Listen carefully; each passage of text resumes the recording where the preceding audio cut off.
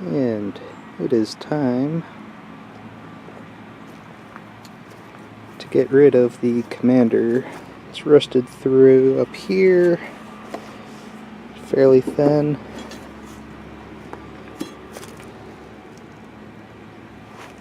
That is all rusted through. It's a driver door skin.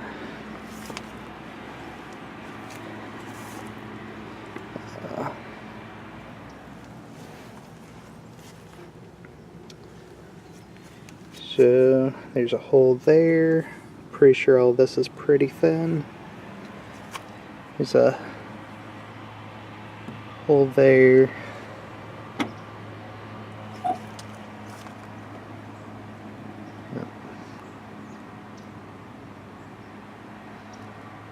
The roof is otherwise alright. Let's see, into the trunk. So somebody's pop riveted metal in just about everywhere. I don't think they cleaned up any of the rust before they pop riveted stuff in.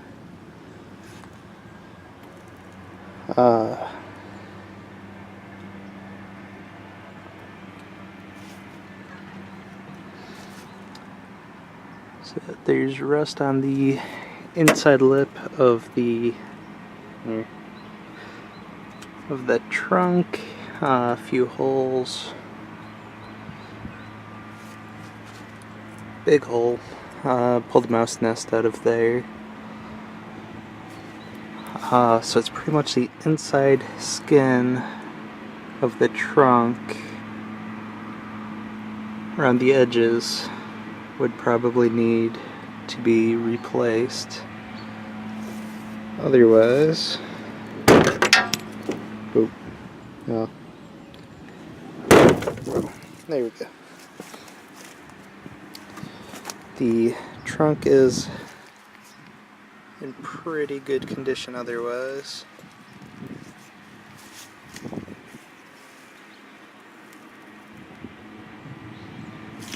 Except for that's mostly moss.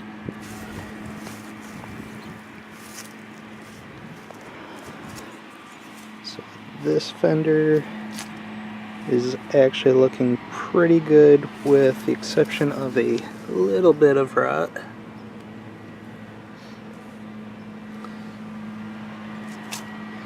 This window was broken out in a storm. Backseat parts are in there. So passenger rocker panel's been completely replaced with pop riveted sheet metal. There's still holes rusted through, as well as the sheet metal riveted in.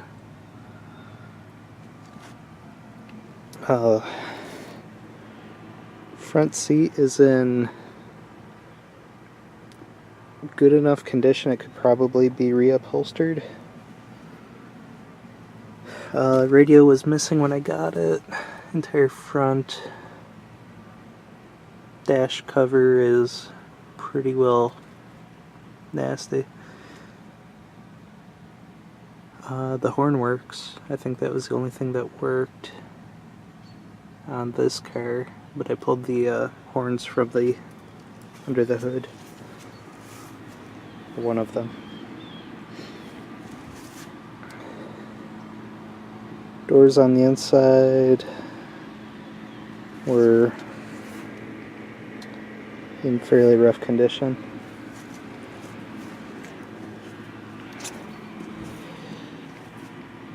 Passenger door is pretty good with the exception of the rut here and pretty much all along the bottom.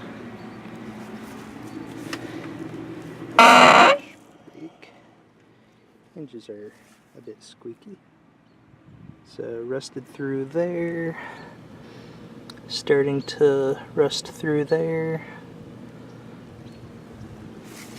Entire top side is pretty well rusted. with holes here.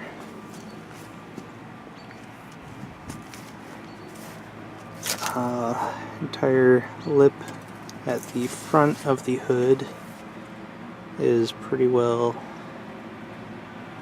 rusted through.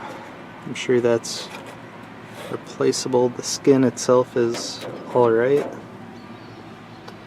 That hinge was completely broken.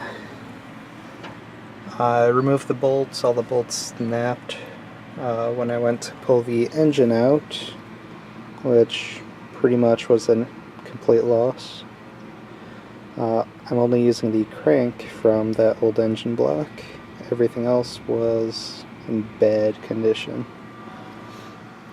That stuff's there. The clutch. To even remove the engine, I had to cut through that piece there. Most everything I've been able to unbolt to get out of the way.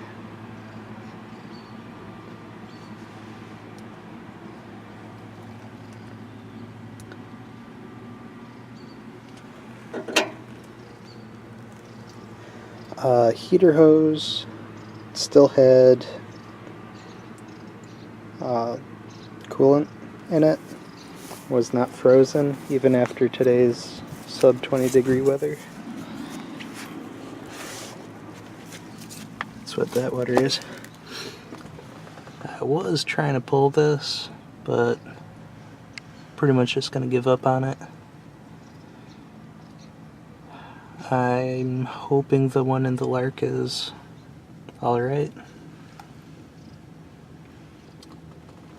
Let's see, all of the brake components have been pulled.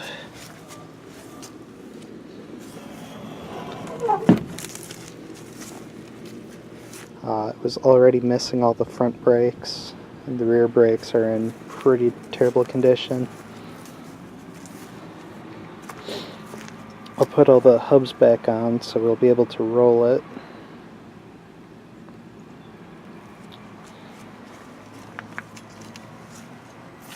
Let's see. Frame-wise, so let's see. Battery tray. Frame looks all right up here. It had enough oil leaking from the engine to keep it safe. Let's see.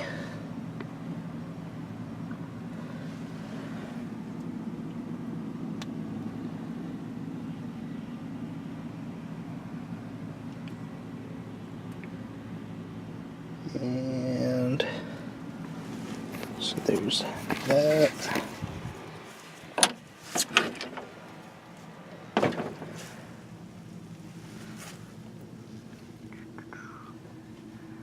All that is sheet metal that's been put in place.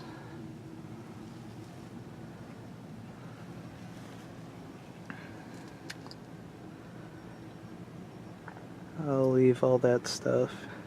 Bit too much hassle to try pulling.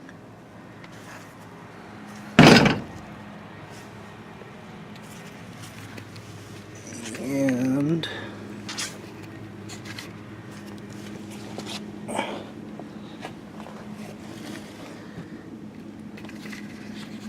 alright, so here's where it gets bad.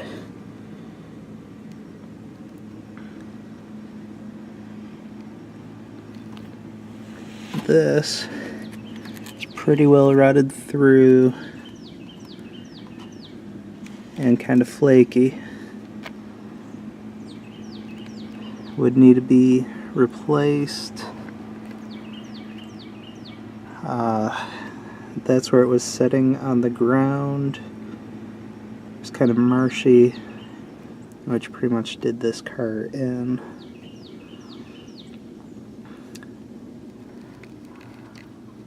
So that's going into the trunk or the back seat. Again, pop riveted metal holding it together. Rear pumpkins there.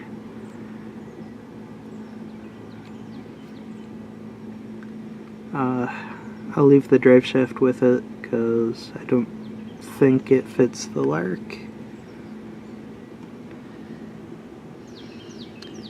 The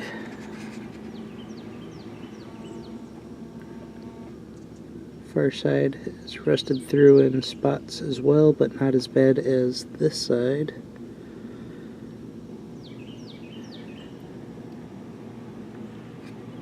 I'm going to try removing the gas tank to see if it's any good. I think the Lark's has a hole in it, so... otherwise, I think that's everything.